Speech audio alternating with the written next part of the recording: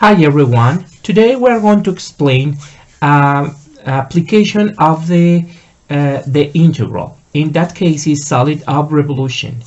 We're going to see two methods. The first one is this method, and the second one is rings or washer method. Okay, but first of all, we need to explain what is a solid of revolution. A solid of revolution, it's a geometrical form on the space that is made based in an axis. For example, as you can see here just in the middle we have an axis. That axis is called axis of revolution. In that axis we are going to round one part and we are going to form this figure, and the same thing we are going to do this one. Okay, so this is a solid of revolution. Okay, whatever geometrical form that is formed by circles, and for example it could be a glass or a glass of wine, or it could be a basket or something that it's made by circles with a centrical axis of revolution. It's called solid of revolution.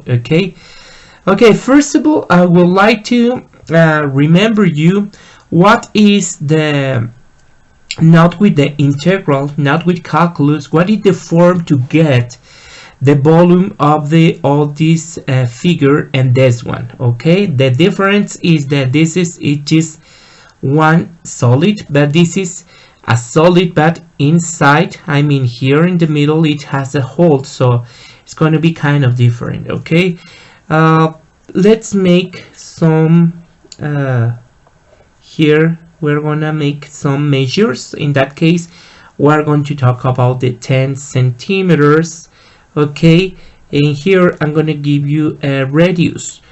Let's suppose that the radius is going to be at 3 centimeters. Okay, the radius, remember that is the distance from here, from the center to the one part of the circle. Okay, so remember that the formula to get the volume of that one is the base area times height.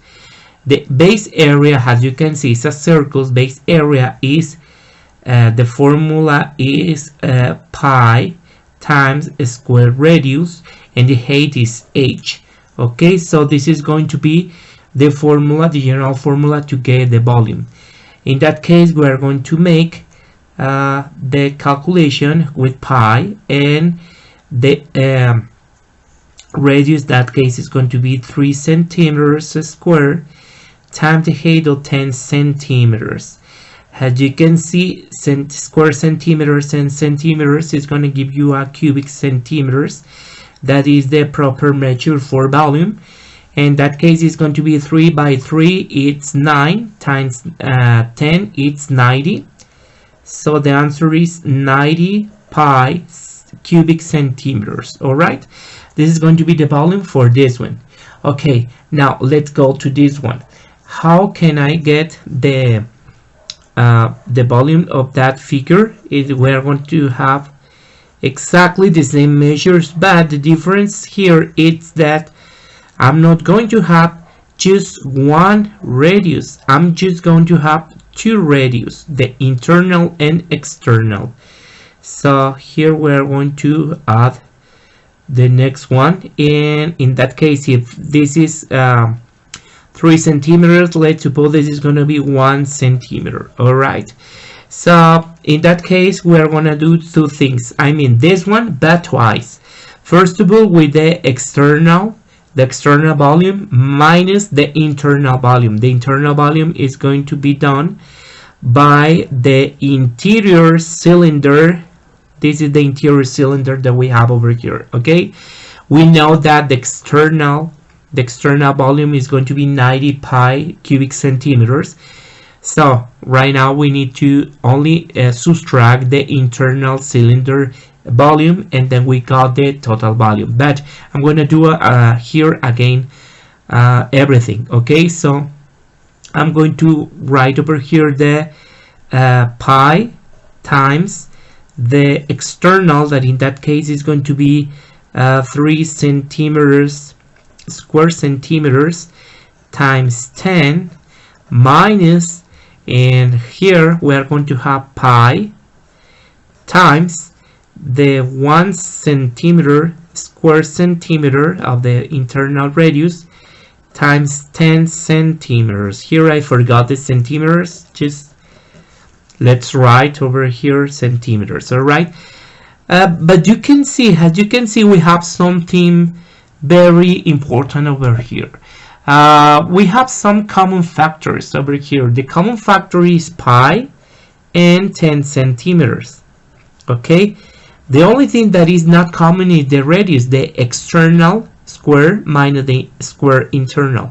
So in that case, I'm going to write 3 square centimeters minus 1 square centimeters. Okay, so the total volume is going to be pi times 10 centimeters times 3 by 3 is 9 minus 1 by 1 is just 1, and then we're going to have pi times 10 centimeters times 9 minus 1 is 8 square centimeters. Remember, those are square centimeters.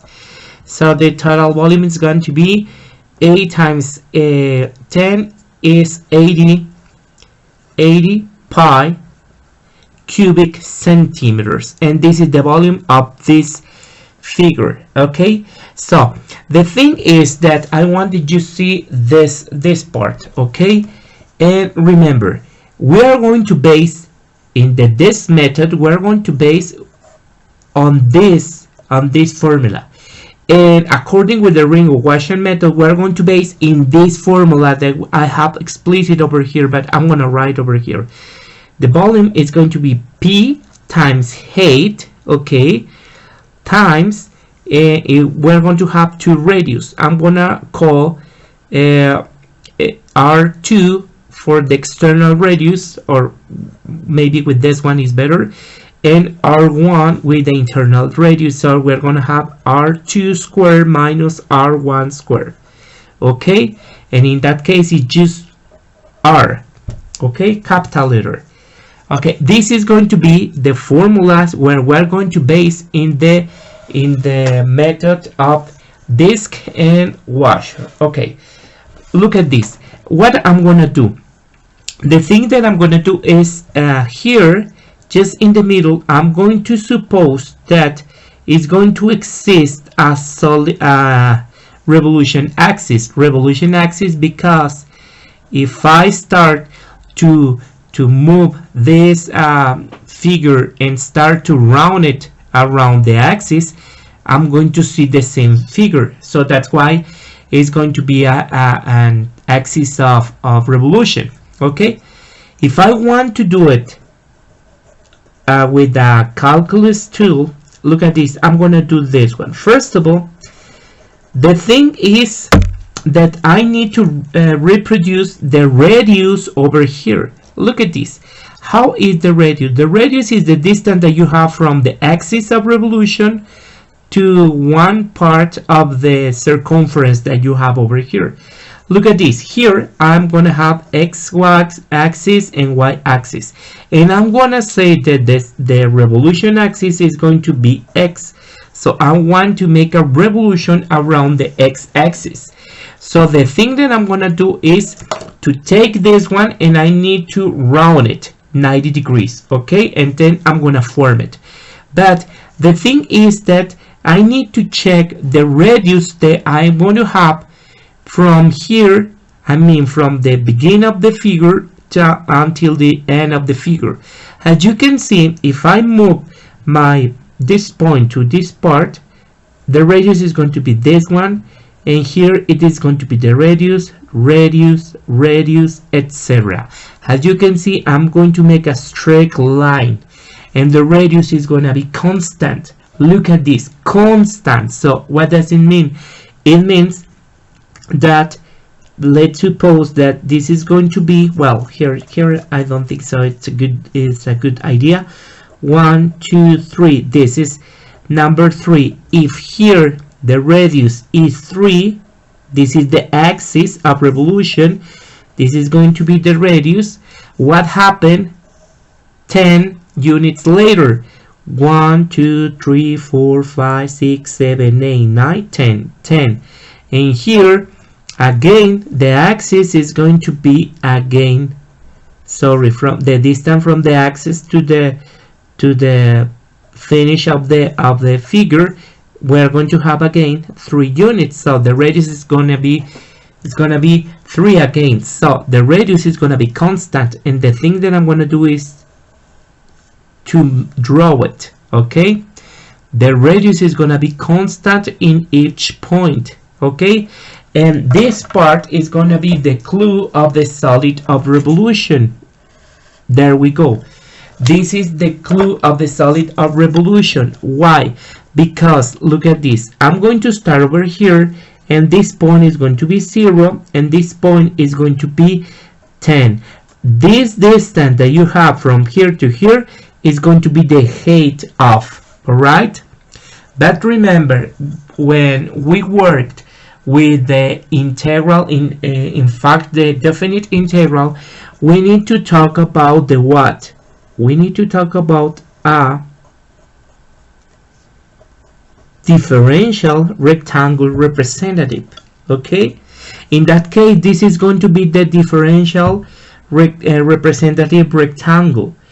What I'm gonna do later. Okay, here I'm going to just this part I'm going to round around the x-axis, and then I'm going to have this figure, but this figure is going to be like a very skinny cylinder, as you can see. Okay, and what is the thing that you are doing over here? You are doing a disc. So that's why this method is called the method of disc. Okay, and then what I'm gonna do, okay, look at this. First of all, we need to know that the distance from here to here of this disc is going to be dx.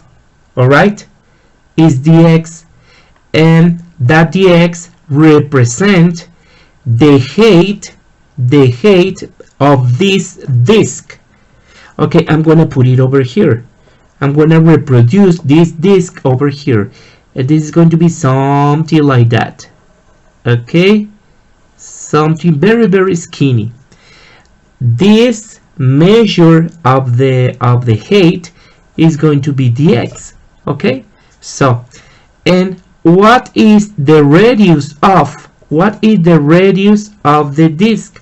Well, the radius is the distance from here to this point.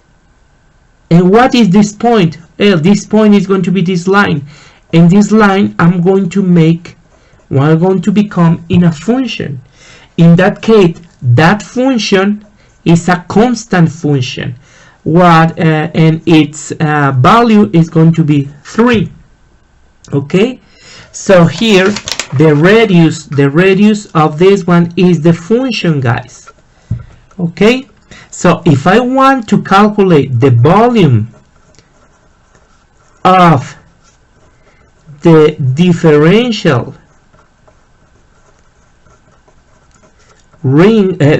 disc, because this is the differential disc, I'm just gonna say, okay, it's going to be pi times, like here, times the radius squared. But who is the radius? The radius is going to be the function, times the height. Who is the height? The height is going to be dx. Okay, and then this is the volume of the differential disc. But my question is, how many differential discs you can do from this point 0 to this point 10? So the answer is going to be very easy. It's going to be an infinite number of differential discs. And if I join together all that infinite of this that I'm going to form from 0 to 10, I'm going to have this one. And what is that one? This is the solid of revolution. All right. So if I want to calculate not only this disk volume, if I want to calculate or add all the rings that you can form from here to here, it's very easy. Just add it. Remember, it means add it. Add all the differential rings. Oh, this is a square. I'm sorry, because it's radius square. Add all the differential rings that you can make from 0 or from point A to point B. Okay, and this is the formula of the disk method. Okay, so let's try to do it with this example.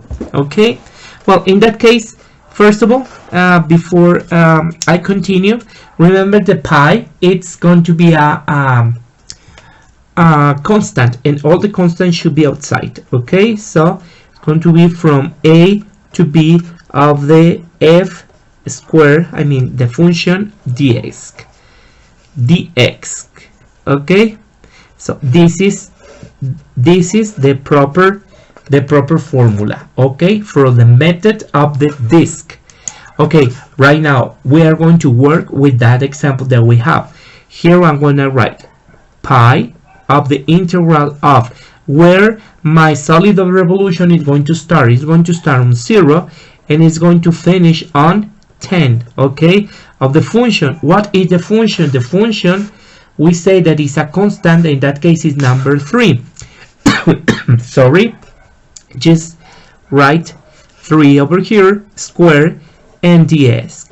Okay, this is a constant. 3 square is going to be 9 times pi is going to be 9 pi of the integral from 0 to 10 dx. All right, and everybody knows that the integral of ds x is x times 9 pi is 9 pi x, and this is going to be evaluated from 0 to 10. Here, first of all, I'm going to evaluate with 10, and then minus, let's evaluate with 0, and this is going to be 0. Here 9 times 10 is 90 pi. In that case we are talking about centimeters, but I'm going to use cubic units because I didn't wrote anything about the centimeters or meters or whatever, but it's 90 pi cubic units. Look at this, 90 pi cubic centimeters. So it means that we right now we are available to calculate volume of solid revolutions with the method of the disk, using what? Using the formula that this is the analogy between the formula that we use in the regular cases, but right now I become in a calculus. This is, remember, this is the fundamental theorem of calculus. All right, and then what happened with the method of the rings or washers? Okay, look at this. In that case, I'm going to write again. I'm going to write the Cartesian plane, and I'm going to write over here x and y, and I want that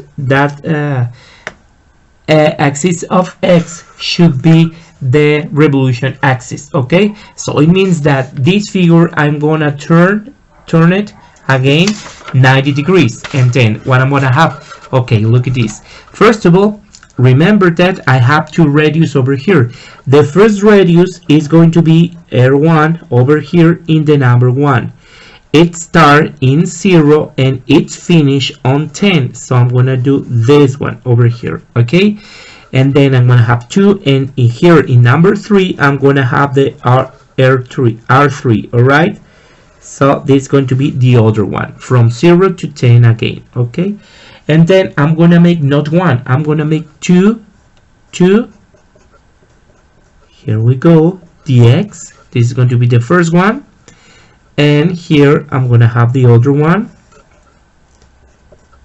dx. I'm gonna do two differential representative rectangles. Okay, if I round this little rectangle over here, I'm just gonna have this small ring disc over here, and then I'm gonna do exactly the same over here, and then I'm gonna have another small, very skinny ring over disc over here. But what about if instead to do two separated, like here, two separated, okay, two separated representative disc?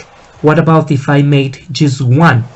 Okay, how can I do that? Okay, it's going to be very simple. I'm gonna erase this one, okay, and I'm going to work with this one, and I'm going to continue over here, because remember, this the measure from here to here is going to be the measure from here to here. It's going to be the same. Both are going to be dx's. All right, so I'm going to have this over here, and this. As you can see right now, I don't have a disc, I have a ring or wash. Okay, washer. Okay, I'm gonna draw it over here like that one. Okay, so as you can see, the ring height is going to be dx, because it's a very skinny ring. And here I'm just gonna have not one, I'm gonna have two radius. This one, the internal radius, I'm gonna call R1 like here, and this is gonna be R2. Okay, so as you can see, the formula that we have over here, I'm gonna use it again. Okay, and it's going to be the volume of the, I'm gonna write over here, the volume of the differential ring is, volume is going to be pi times the height is going to be dx times in that case it's going to be the radius.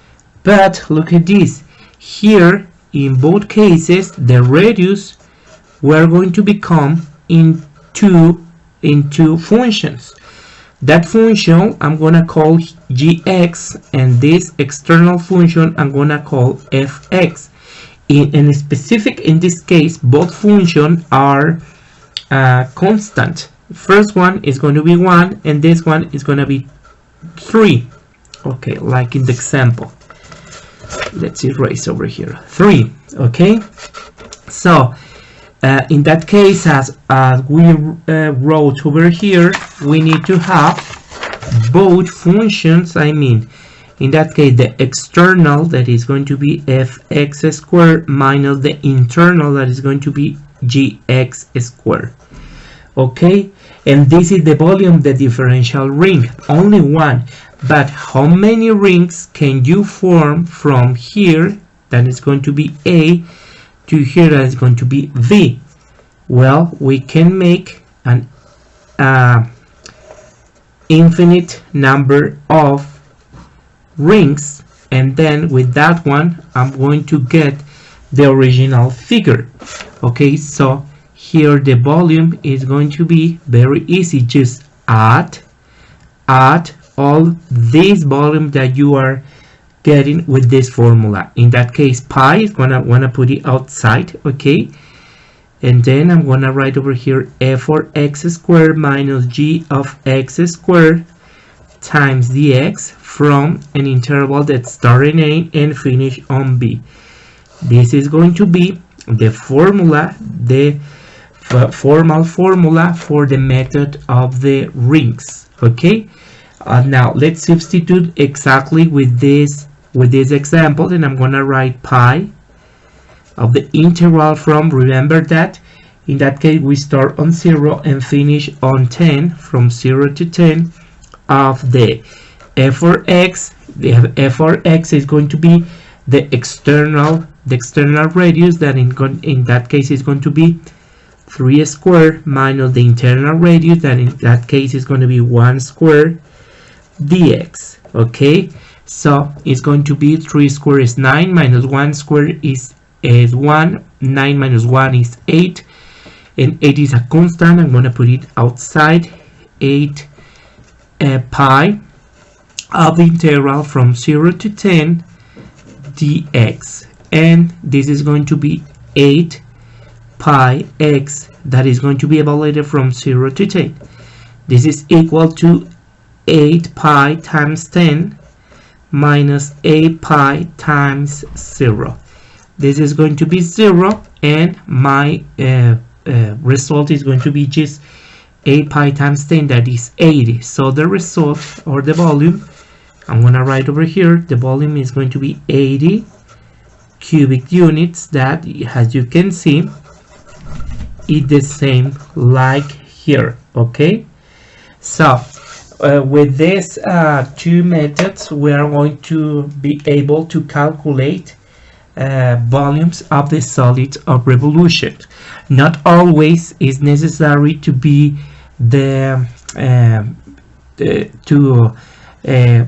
select the axis of x to be the axis of revolution. Sometimes it could be the y-axis, but it depends of the case that you want to choose. Okay, just remember, if you are talking about just one solid revolution without holes inside, or with just one function, we are going to use this formula. All right, that is the corresponding with the methods of the disk. And if you have something like that, when you have an internal figure, that, and then you need to subtract volumes because you have a hole inside of the figure, so you need to use the method of the rings. Okay, and this is going to be the formula. Okay, and this is in general the method of the solid of revolutions.